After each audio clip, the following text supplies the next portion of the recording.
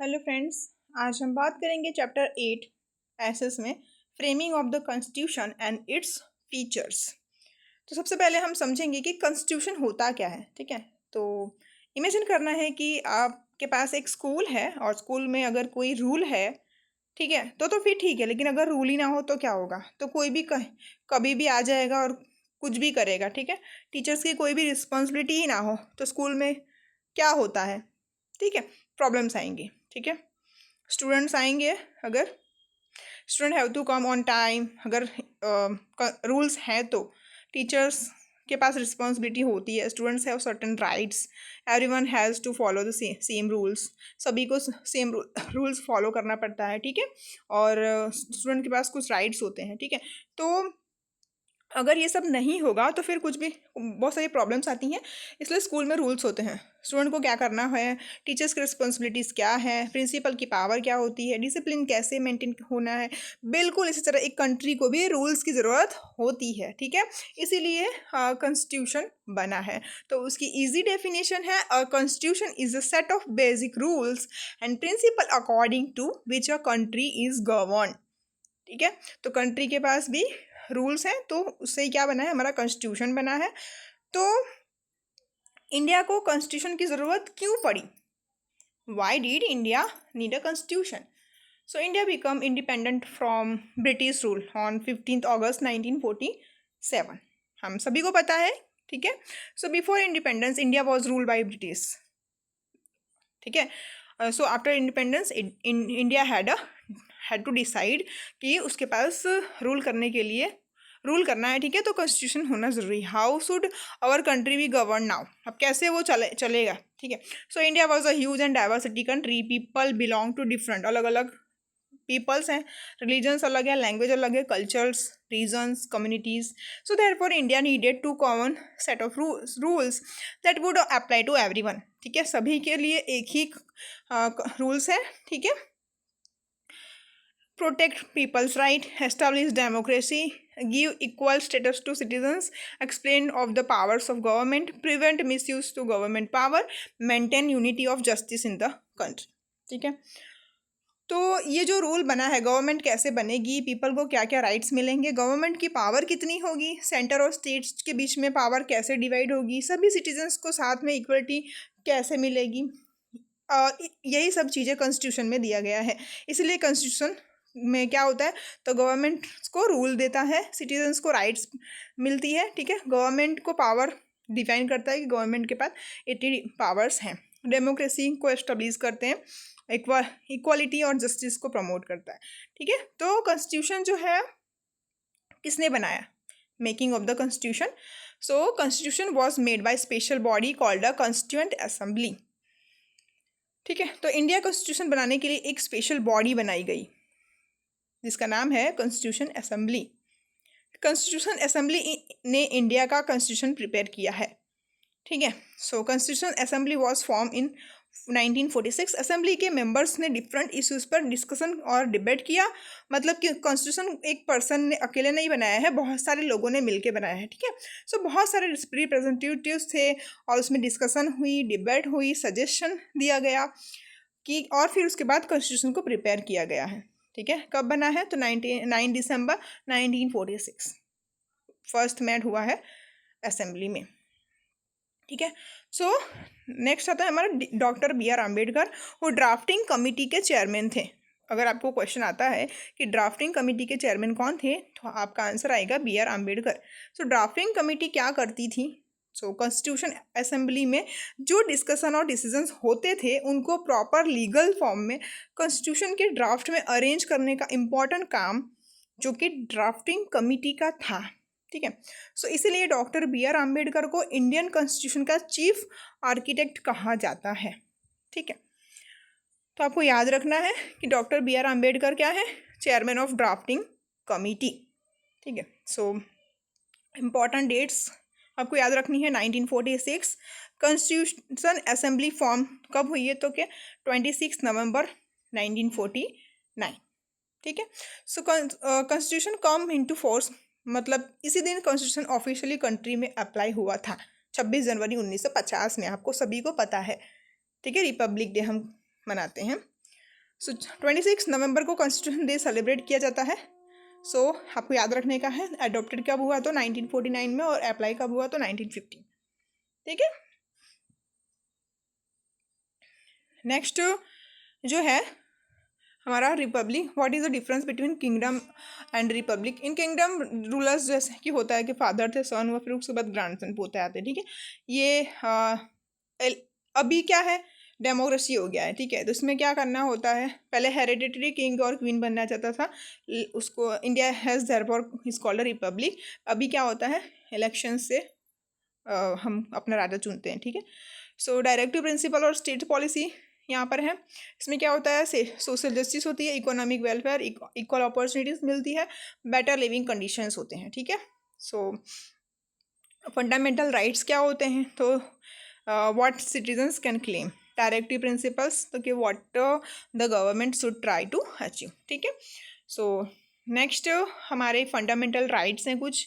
ठीक है। Equalities right होती है, हमारा राइट टू फ्रीडम होता है, right against exploitation, right to freedom religion, cultural and educational rights होती हैं हमारे पास। ठीक है। और राइट टू कॉन्स्टिट्यूशनल रेमेडीज भी होती हैं। If a person discriminated against because of caste or right to equality provides constitutional protection। ठीक है। अभी हमारा फीचर नंबर 8 है, जो कि फंडामेंटल ड्यूटीज़ क्या क्या होती हैं सिटीजन्स की। So respect to constitution. ठीक है। Respect the national flag and the national anthem, हमको नेशनल फ्लैग और एंथम का रिस्पेक्ट करना है, कॉन्स्टिट्यूशन का रिस्पेक्ट करना है। प्रोटेक्ट करना unity and integrity of India, protect our environment and develop scientific thinking. Okay. Preserve India's cultural heritage. Example में अगर हम लेना चाहें तो ले सकते हैं कि if we the right to enjoy the clean environment, we should also have responsibility to keep our surrounding clean. ठीक है। अगर हम चाहते हैं कि हमारे आसपास का जो एनवायरनमेंट है वो अच्छा रहे, क्लीन रहे, तो हमें आसपास का जो एरिया है उसको क्लीन रखना ज़रूरी है। ठीक है। तो हमारे राइट्स और ड्यूटी होती है, तभी रिस्पॉन्सिबल सिटीजन हम कहलाएंगे। फेडरल सिस्टम है। So India has a federal system. ठीक है। Divided between central and state government. ठीक है। Central government deals with subject that concern the whole country, while state governments deal with the many matters concerning their respective states। ठीक है। सो federal system में क्या होता है, division of powers between centre and state. Parliamentary government में क्या होगा, peoples होंगे, इलेक्ट रिप्रेजेंटेटिव, मेजोरिटी पार्टी जो है वही गवर्नमेंट बनेगी और government runs by the country. ठीक है। ये हमको पता है। ठीक है। इंडिपेंडेंस जुडिशरी में क्या होता है, India has a independent judiciary and the judiciary it means क्या होता है, so system of courts in the country. Highest court जो है हमारा इंडिया का वो सुप्रीम कोर्ट है। ठीक है। We know that. Universal adult franchises मतलब क्या होता है कि जैसे कि a democracy people choose the representatives by the voting. ठीक है।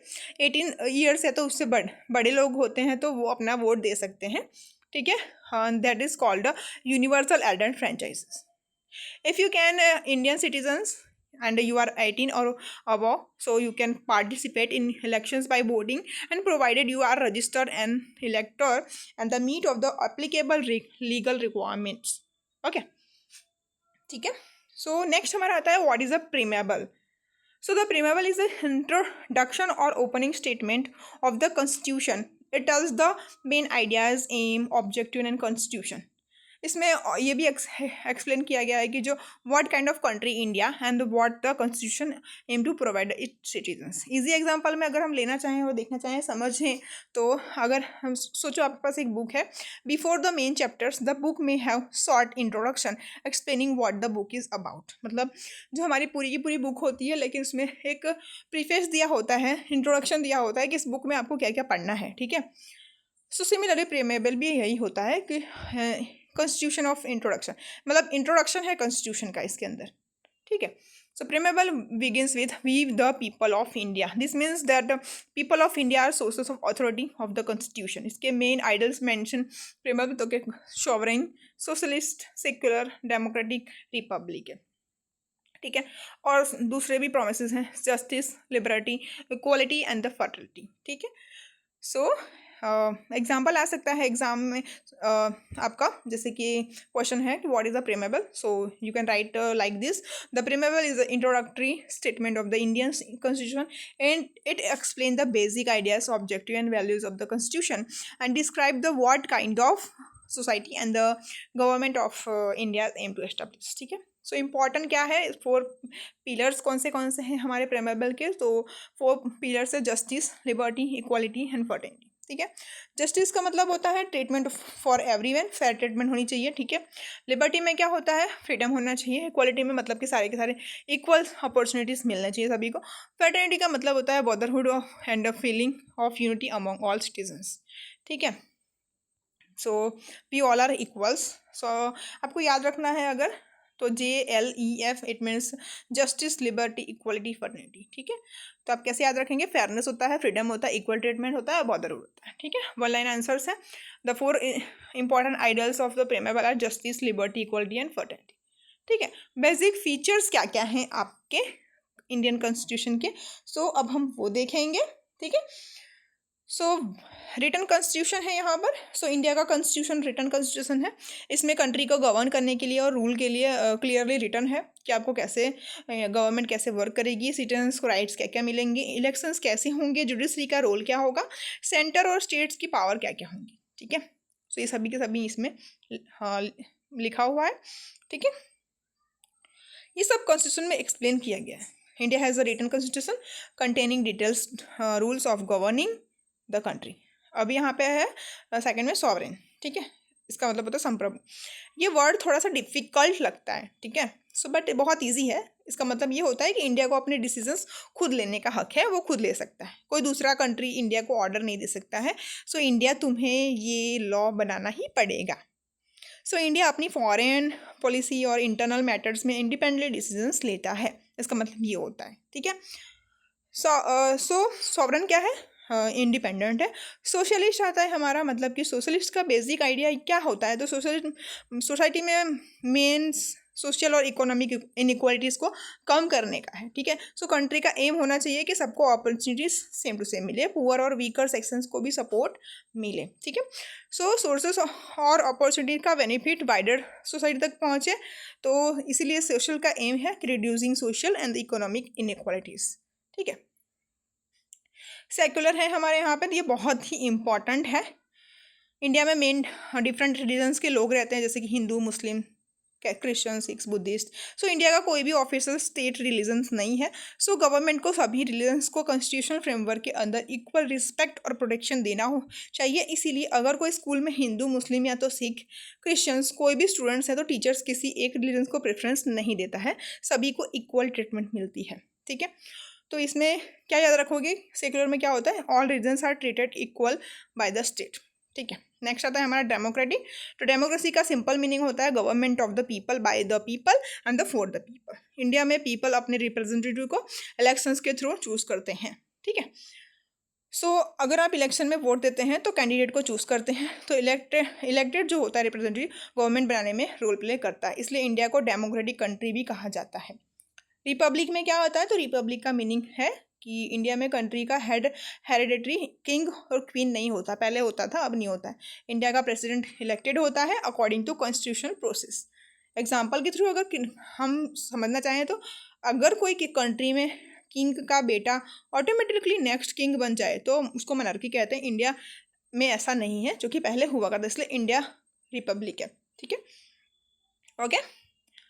सो याद कैसे रखेंगे, यहाँ पे मैंने इजी मीनिंग्स समझा दिया गया है, तो आप अपनी नोटबुक में नोट डाउन कर सकते हैं। ठीक है, नेक्स्ट हमारा आता है रेसिड्यू पावर। उसमें यूनियन लिस्ट, स्टेट लिस्ट और कॉन्करेंट लिस्ट है। So centre makes loss, union में होता है, स्टेट में state makes loss and concurrent में सेंटर और स्टेट दोनों के दोनों लॉज होते हैं। एग्जाम्पल के थ्रू में अगर क्वेश्चन आ सकता है एग्जाम में, तो what are the residuary power. ठीक है, सो आप ये लिख सकते हैं। Important features of the Indian constitution. ठीक है, तो यहाँ पर क्या है, जैसे कि यूनिफाइड अरेंजमेंट ड्यूरिंग क्राइसिस है। ठीक है, फंडामेंटल ड्यूटीज़ हैं, नेशनल फ्लैग, नेशनल एंथम को रिस्पेक्ट करना चाहिए, ये सब हमने सीख लिया। ठीक है, सो नेक्स्ट हमारा आता है जैसे कि normally India has a federal system, we know that, so where power are divided between the central and state government. जो पावर होता है वो डिवाइड होता है, but during certain emergencies and crisis the constitution gives greater powers to the central government so that can country can deal with the situation effectively. Easy example में अगर आप समझना चाहें तो center has its power and the states have their powers, ठीक है। But during the कोई अगर क्राइसिस है नेशनल में तो फिर सेंट्रल गवर्नमेंट जो है वो स्ट्रॉन्गर होती है ज़्यादा करके, ठीक है। So unified arrangement during crisis, more control during the emergency और प्रोटेक्ट द कंट्री, ठीक है। हाँ, बाइकैमरल लेजिस्लेचर में क्या होता है, बाय मतलब टू, कैमरल का मतलब होता है चैम्बर्स मतलब कि हाउसेस, ठीक है।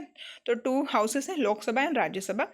लोकसभा जो है the house of the people and Rajya Sabha जो है काउंसिल ऑफ द स्टेट, ठीक है। So Lok Sabha plus Rajya Sabha is equal to parliament होता है, ठीक है। थर्ड है हमारा आता है independent, impartial and integrated judiciary. The judiciary can work independently without improper pressure from the government. And impartial का मतलब होता है court should have give decision fairly without favouring one person और ग्रुप। इंटीग्रेटेड का मतलब होता है कि जो सिस्टम है जैसे कि supreme court, highest court, high court and district court, last में आता है हमारा सबऑर्डिनेट के, ठीक है। सो इजी एग्जांपल में अगर हमको समझना है तो if 2 people have a dispute the court should decide according to the law and evidence, not according to their money, religion and political influence. Easy meanings मैंने दिए हुए हैं, आपको देख लेना है, ठीक है। अमेंडमेंट ऑफ द कॉन्स्टिट्यूशन क्या है, तो the constitution in the supreme law of India but it is not completely unchangeable, ठीक है। वो कम्प्लीटली हम उसको चेंज नहीं कर सकते हैं, ठीक है। So this change is called the amendment. अगर थोड़ा बहुत चेंज कर भी सकते हैं तो हम उसको अमेंडमेंट कहते हैं। एग्जांपल के थ्रू अगर देखें, जैसे कि सपोज स्कूल में कोई रूल बुक है, ठीक है। आफ्टर मैनी ईयर्स रूल में need to be change because circumstances have change, ठीक है। So provisions of the constitution can be change through the constitutional amendment procedure, ठीक है। ओके, 5th नंबर का हमारा universal adult suffrage. It means the eligible adult citizens have the right to the vote. Citizens age 18 हो या तो फिर उससे ज़्यादा होते हैं तो उनको राइट्स है कि वोट दे सकते हैं।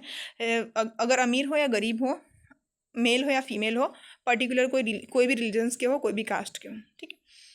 सेकुलरिज्म में क्या होता है, India is a secular country, ठीक है। So follow their religions, practice their religions, process in the faith, change the religion subject to law. India has people belonging different religions, we know that. Freedom भी उनकी same होनी चाहिए many areas हमें, और religions इन counts. Next है हमारा judicial review. This is the very important concept and the review means court can examine weather a law and government action is consistent of the constitution. इसी example के through अगर समझना चाहे तो suppose government ने एक लॉ बनाया, ठीक है। Someone challenge in the law in the court and the court checks it is the law consistent with the constitution. If the violate the constitution तो फिर वो क्या करेगा, strikes it down and the subject of the constitution framework, ठीक है। इसी meaning में अगर हम समझेंगे तो जुडिशियल रिव्यू में क्या होता है, power of the court to check the constitutionality of the laws and the government of actions, ठीक है। सो ये हमारा चैप्टर यहाँ पर कंप्लीट होता है। अगर आपको वीडियो पसंद आई है तो लाइक करें, चैनल को सब्सक्राइब करें और अपने फ्रेंड्स को शेयर करें। आपको कोई भी क्वेरी हो तो आप मुझे कमेंट बॉक्स में कमेंट कर सकते हैं। Thank you.